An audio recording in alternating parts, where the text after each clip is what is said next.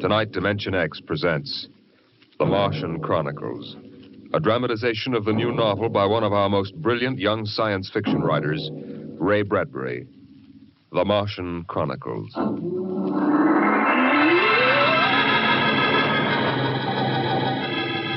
January in the year 1999.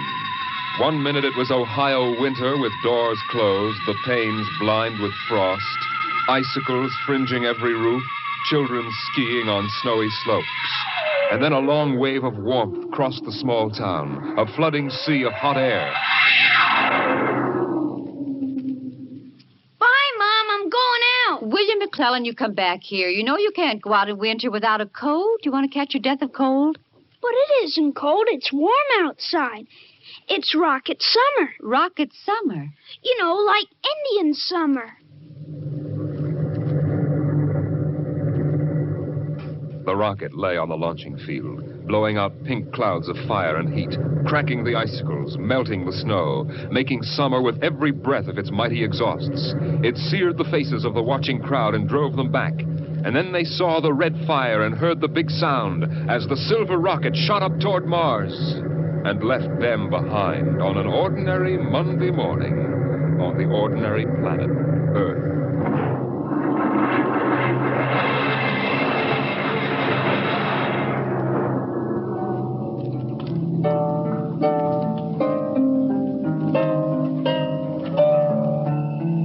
They lived in a house of crystal pillars on the planet Mars by the edge of an empty sea. And every morning you could see Ela eating the golden fruits that grew from the crystal walls, or her husband sitting alone in his room reading from a singing metal book over which he brushed his hand as one might play a harp. Ela and her husband were not old.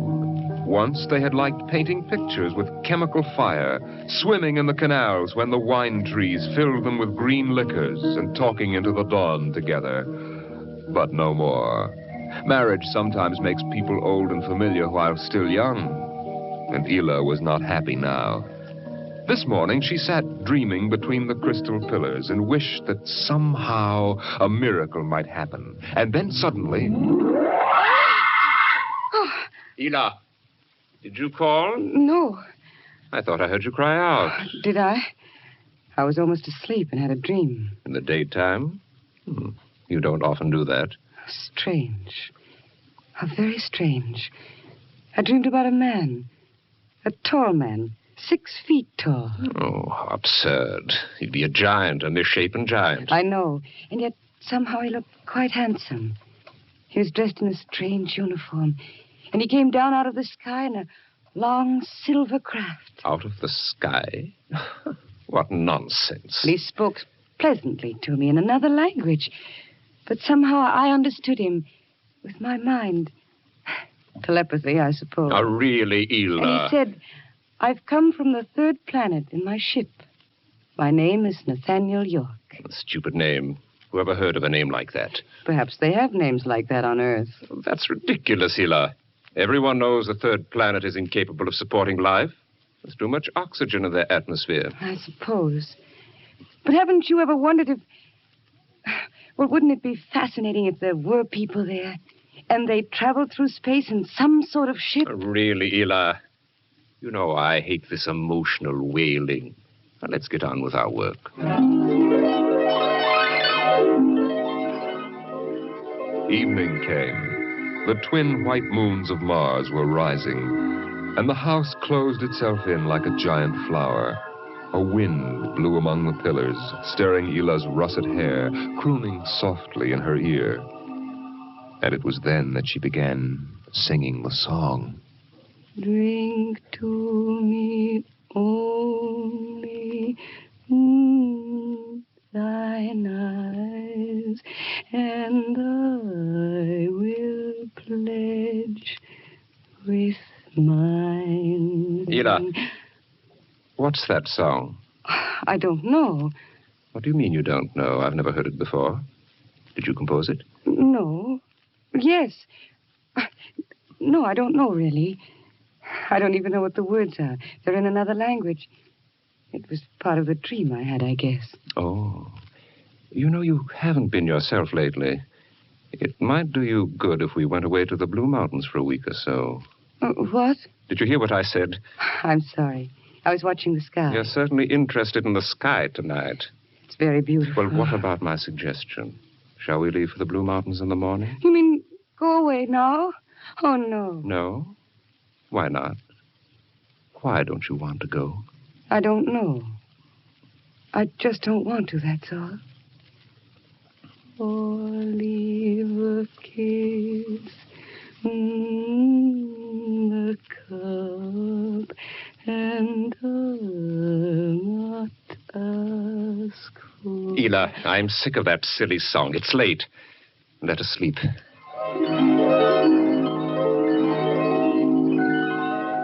From the crystal walls poured a soft carpeting of mist to support Ela where she lay down to sleep. But through the night she tossed restlessly until just at dawn the dream recurred. Ela, wake up. What? Oh, what is it? You've been dreaming again. You talked in your sleep. Did I? Yes. What were you dreaming? Oh, the ship. It came from the sky again. And the tall man stepped out and talked with me, telling me little jokes and laughing. What else happened? And then this Captain York... Oh, I can't. It's all so silly. Tell me. He said I was beautiful. And then he kissed me. I thought so. What else? Why, Eel, you're so bad-tempered. It's only a dream. Is it? You know I can read your mind. You can't keep secrets from me. Well, all that happened was this Captain York told me... Well, he told me he'd take me away in his ship into the sky. Take me back to his planet with him. It's quite ridiculous, really. Ridiculous, is it? You should have heard yourself. Fawning on him, talking to him, singing with him all night. In your dream, he landed in Green Valley, didn't he? Please. And he told you he was coming today. Yes. But what's come over you? It was only a dream. You can't be jealous of that. No, I suppose not. Forgive me. I'm being childish. Eel, you're sick. You've been working too hard. No, I'm all right. But perhaps you're right. Maybe I could use a little relaxation. Yes. I think I'll take the morning off and go hunting. Hunting? Yes, in Green Valley.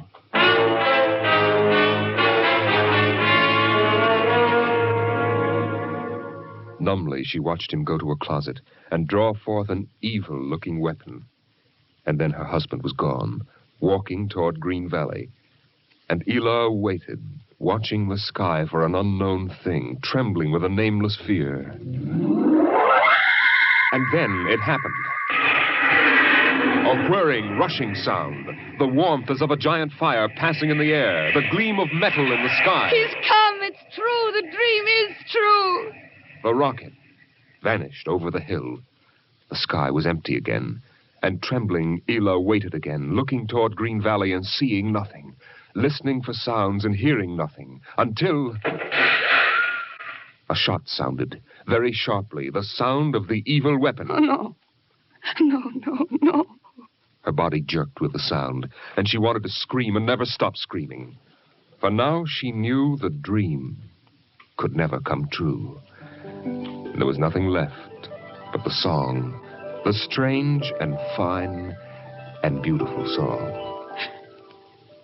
Drink to me only with thine eyes, and I will pledge with mine, or leave a kiss within the cup.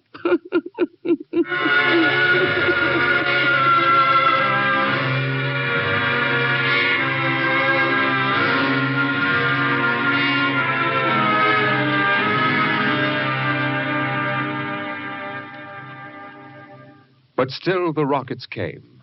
The next ship came down from the stars and the black velocities and the silent gulfs of space and landed by night near a Martian city. The men made their way to the outer rim of the dreaming city, and then Jeff Spender went in to reconnoiter while the others watched and waited, waited for something to stir in the haunted city, some gray form to rise, some voice to break the unearthly stillness. Where were the people? Where were the Martians? Nothing stirred to disturb the silence until... Halt! Who goes there? Don't shoot! Hold it, Parker. It's Spender and his party. They're coming back. Captain Wilder! Over here. Well? Captain, we've searched the city. People were living here last week. People? Martians. Where are they now? Dead. Dead. What did they die of? You won't believe it, Captain. Chicken pox. Good Lord, no. Yes. No resistance to an Earth disease, I guess. So the other rocket did get through to Mars. It looks like it, Captain. God only knows what the Martians did to them. But at least we know what they did to the Martians. You mean they're all dead? Yes. This planet is through. Hey, you hear that, guys? We're safe. Break out a bottle, Cookie. Let's have a drink to celebrate. Stop it, Parker. Put down that bottle. What's eating you, Spender? The planet's ours now. We got to christen it, don't we? I christen thee the city of... I christen... Hey, Park Hill City. Park Hill, I warned you. All right, Spender, that's enough. That'll cost you a $50 fine. Cookie, McClure, take care of Parkhill. Spender, you come with me.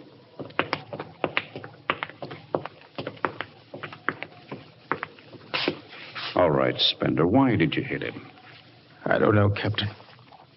I was ashamed, I guess. Ashamed of Sam Parkhill and the noise and the spectacle the whole crew is making. It's been a long trip. It's only natural they'd want to have their fling. Yes, but where's their sense of what's right? Their respect for what's happened here?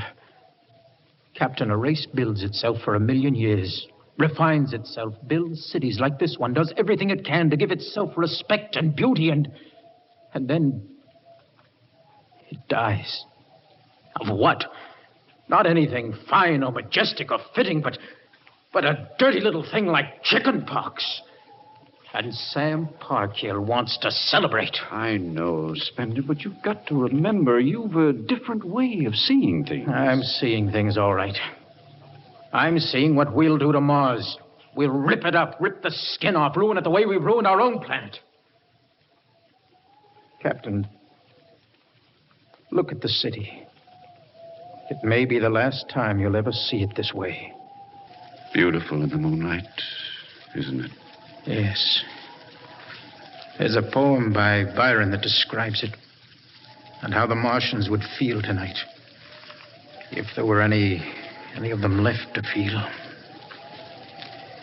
So we'll go no more a-roving so late into the night. Though the heart be still as loving and the moon be still as bright. For the sword outwears its sheath, and the soul wears out the breast. And the heart must pause to breathe, and love itself must rest. Though the night was made for loving and the day returns too soon, yet we'll go no more a-roving by the light of the moon. Without a word, the Earthmen stood and looked at the city. The bottle lay shattered at Sam Parkhill's feet, and the sour stench of liquor filled the cool air. The men of Earth had come to Mars.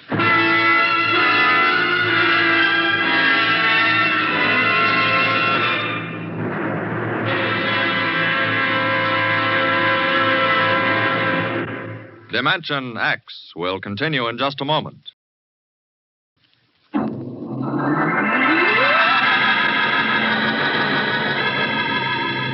The men of Earth came to Mars. They came because they were afraid or unafraid, because they were happy or unhappy, because they felt like pilgrims or did not feel like pilgrims. The government posters screamed, "There's work for you in the sky. See Mars!" And the men shuffled forward, all kinds of men, all coming for different reasons. The rockets came like drums beating in the night. They came like locusts, swarming and settling in blooms of rosy smoke. Mars was a distant shore, and the settlers spread upon it in waves. First the pioneers and builders, then the people of civilization. Some came because they were afraid of a coming war on Earth. Some came because they were afraid of nothing. Some came to escape from the smell of the subways and the cabbage tenements. And some came from houses like the one in Ohio. It was a good house, the house in Ohio, and for 6 years the family had lived there contentedly, enjoying music and poetry and the rich, warm things of life. For the house had been built to be lived in the year 2020. It contained all the latest automatic devices, from talking book recorders to singing clocks. 7 o'clock, time to rise, open your eyes. Tick-tock, 7 o'clock, time to rise, open your eyes. As the family rose and dressed, the beds whirred electronically and made themselves. In the kitchen, the stove sighed, and ejected from its warm interior 8 eggs, sunny side up, 12 bacon slices, 2 coffees, and 2 glasses of milk. 7-9, breakfast time. Come and dine. 7-9. Beside the breakfast table, the facsimile machine clacked and deposited the morning paper on the table. The headlines today spoke ominously of the danger of a coming war, and the man frowned as he read the news. Today is August 4th, 2026. Insurance, gas, and at and heat bills are due. And today, remember, the family has planned a picnic. Gee, Dad, are we really going? Sure, Timmy, why not? It's raining out. It's not raining where we're going, son. Now run upstairs, pack your fishing tackle. We're going on our picnic, all right. Okay, Dad. Bill, are you sure we ought to go? Yes. Have you seen the headlines this morning? Looks bad, doesn't it? Mm-hmm. The rocket's ready. All we have to do is pack and take off. I know, but... Well, flying to Mars, it seems so crazy. Well, all right, then we'll go. Should we tell the children why we're going? No, not yet. Let them enjoy the picnic. The house went on with its appointed tasks. 9:15, time to clean.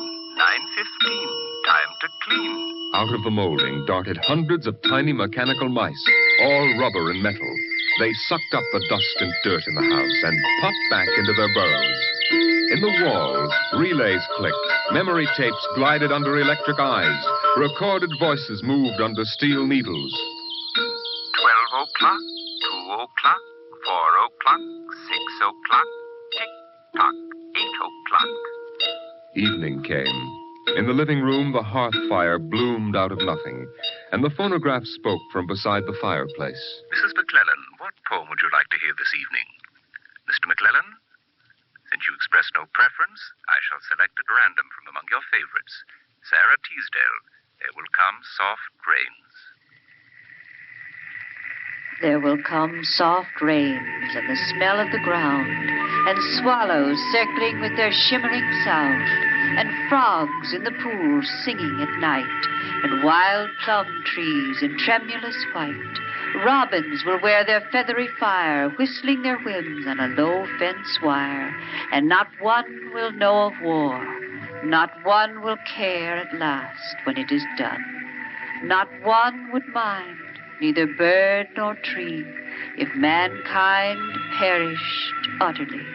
And spring herself, when she woke at dawn, would scarcely know that we were gone. The phonograph finished the poem, but there was no one there to hear, for the family had gone to Mars.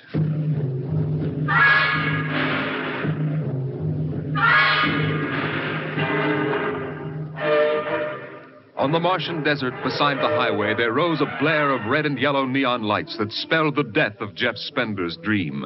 Sam's hot dog stand was what the sign read. And Sam, of course, was the same Sam Parkhill who had fought with Spender years before. 10,000 rockets were reported leaving soon for Mars, with 100,000 hungry customers. And Sam wanted to be ready for them. Hey, look up there, Elmer. Huh? See that green star up there? That's Earth. Good old wonderful Earth. Makes you feel almost reverent, don't it? Yeah. Sammy, you're hungry and you're starved. Something. That's a poem I learned in school. Come on, Earth, send me your rockets. Here's Sam Parkhill with the only hot dog stand on Mars. Sam, what if the rockets don't come? What if there's a war on Earth? Don't worry, they're coming all right. Ain't nothing gonna happen to spoil my plans, baby. I figured it all out. Sam! Hey, Sam, look up there! Earth! Oh, what? Oh, no. It's catching fire. It's burning. No, that can't be Earth. Elmer, they can't do this to me. I got all our money invested in this place. Go ahead, Sam. Switch on more lights. Turn up the music. Get the hot dogs on the fire. There'll be another batch of customers coming along in about 100 million years.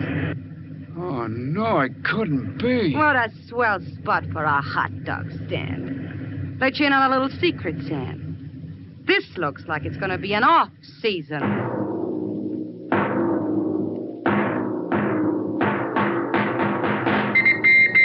The light beam radio crackled with the news. By morning, the shelves of the luggage store were empty, and the rockets were blasting off, headed back to Earth. In a few days, everyone was gone, and the planet of Mars once more lay deserted and silent.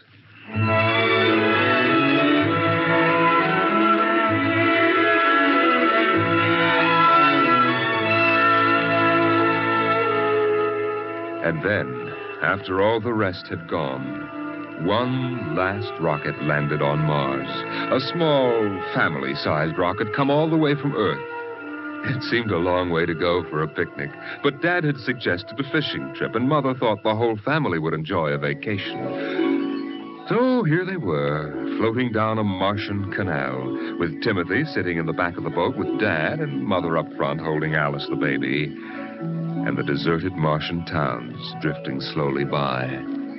Dad, What is it, Timmy? when do we see the Martians? You promised we would. Soon, Tim, soon. Oh, but William, the last Martians died out years ago. They're a dead race now. Not quite. Don't worry, son. I'll show you some real live Martians later on. Gee, this is swell. I wish we didn't ever have to go home. How long can we stay? 1,000,000 years. 1,000,000 years? Yes. It's time we told you, son. We're not going home. This is where we'll live from now on. But what about the rocket? What about Ohio? There's nothing there now but ruins. The last Earth radio just went off the air. That means the war is over and Earth is finished. We're going to blow up our rocket and start all over. See if we can't build a better world up here. You mean Mars is going to be our home? Yes. I hope you don't mind too much. No, sir. But what about the Martians? When do we get to see them? There they are, son. Look down at the water. I don't see anything there. Beside the boat. Look at the reflections in the water. But that's us down there. Just you and me and Mom and the baby. Yes, son. You see, we're the Martians now. For a long, silent moment, Timmy stared down at the reflections of the family in the waters. And the Martian stared back up at him. And then he lifted his eyes to the deep ocean sky, trying once more to see Earth and the house he had always called home. But Earth was too far away, and the house was now only a heap of radioactive rubble. Only one wall remained standing, and within the wall a voice spoke again and again and again. Not one would mind, neither bird nor tree, if mankind perished utterly, and Spring herself, when she woke at dawn, would scarcely know that we were gone, that we were gone, that we were gone, that we were gone, that we were gone, Today is that we October were 5th, gone.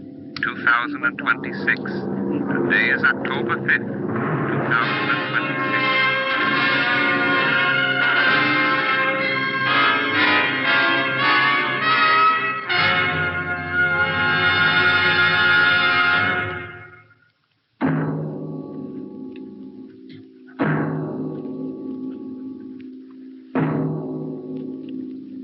You have just heard The Martian Chronicles,